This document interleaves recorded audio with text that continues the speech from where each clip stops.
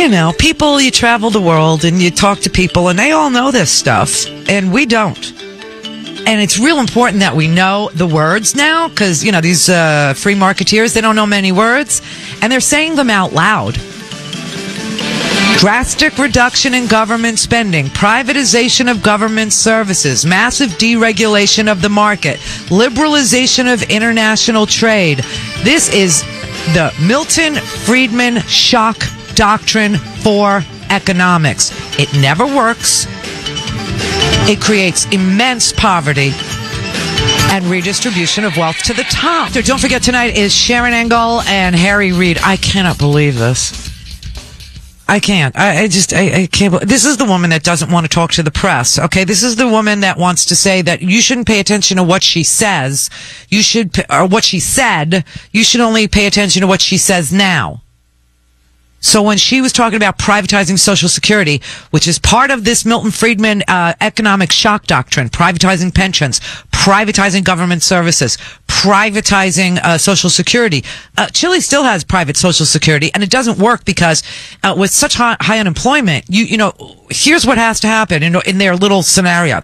You have to constantly contribute, and if you miss contributions, you then become ineligible to get the full benefit. See, that's the little loophole no one wants to tell you. Plus, if the stock market crashes, you know, like September 15, 2008, you're wiped out. And then the only people that get the bailout are the banks. Privatize the profits, socialize the losses. And they get to use your money the whole time. Say, sign me up. And the only way they got the people of Chile to actually do it was by gunpoint. Seriously. By gunpoint. So when Milton Friedman and the Chicago boys went into Chile, okay, there was 9.1% unemployment.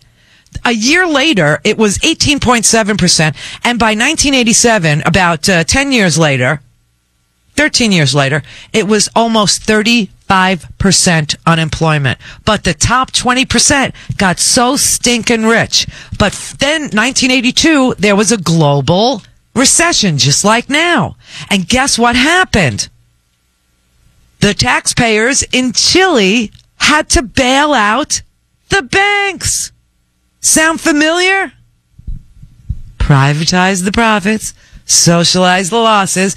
Oh, no, they're not socialists. Oh, yes, they are. But the exact opposite of what socialism is supposed to be. Paulina in San Diego. Hey, Randy. Hey. Just a quick note on the whole Chile thing. You know, as I was born in Mexico, and as a Mexican, you always know about what happened in the 80s.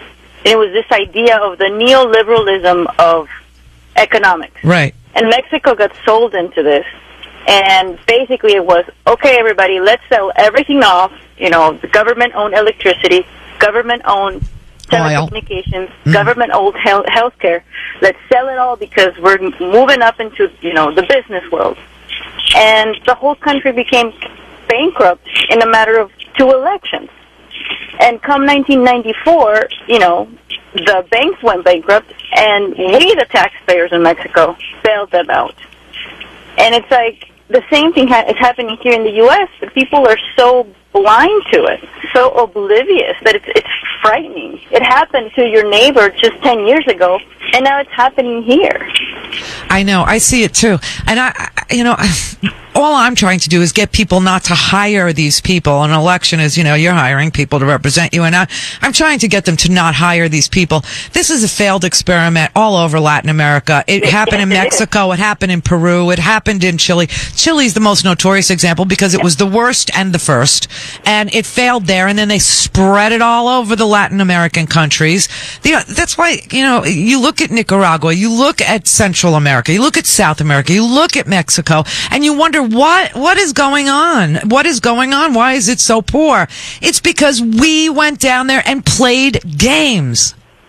Yeah, and we sold everything to the private corporations. Yep. And the other people that got rich got richer and richer and richer. Right. And the poor, in Mexico in particular, turned really to drugs because that's the only thing that makes a profit, and to some extent is the only group that's going to protect you.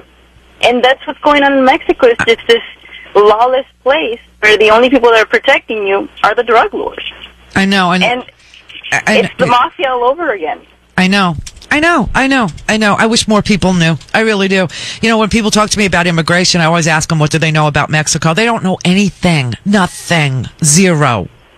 Yeah. Zero. It's a pity. It is a pity because what you have are people who are honestly trying to get the hell out of there. Yeah. And we invite them with these little guest passes, you know? It's like, here's a little guest pass. Here, wear your little laminate and come to our fields and pick our stuff. And then find your way back home and then come back next season. And people actually do it. And it is an amazing testament to the human spirit and the love of family that people would do it. But when they overstay their visa for the next picking season, that's when they become illegal. Yeah. Well, people can't be illegal. That's a hard thing to talk about with people because they immediately say, "Oh, you're just some humanist," and it's like, no, we're talking semantics here. People are not illegal by them. You know, it's. Well, here's the fact, and to debunk the humanist thing, it's not a federal crime to be in the United States without documentation. It's just not.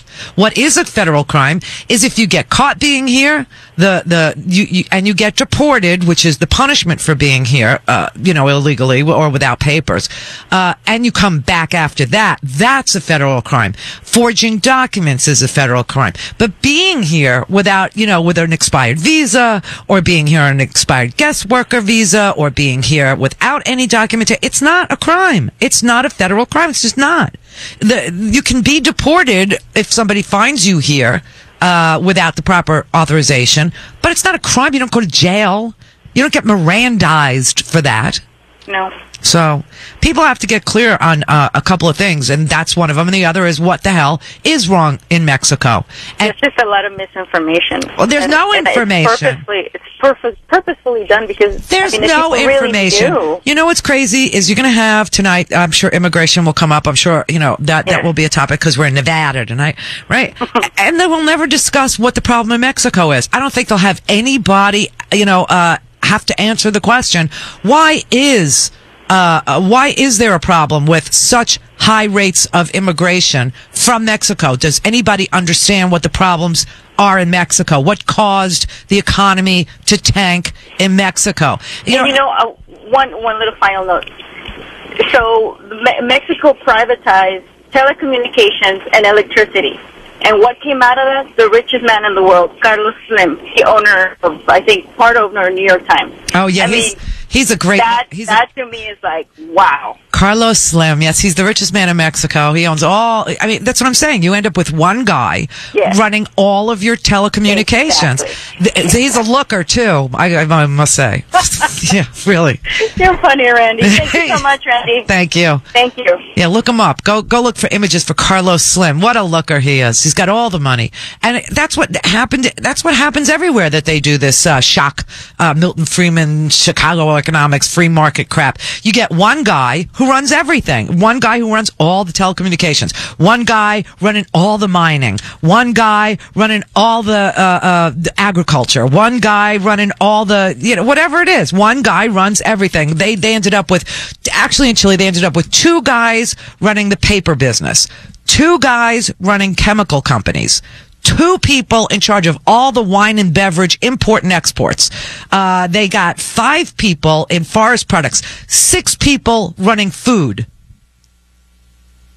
7 guys running all the mining, which is the biggest thing in Chile. It's copper. Same thing in Mexico. You got one guy, Carlos Slim, who runs all of the telecommunication, all of it. And by the way, it doesn't work very well. And it's really stinking expensive, too. Of course, he doesn't have to compete.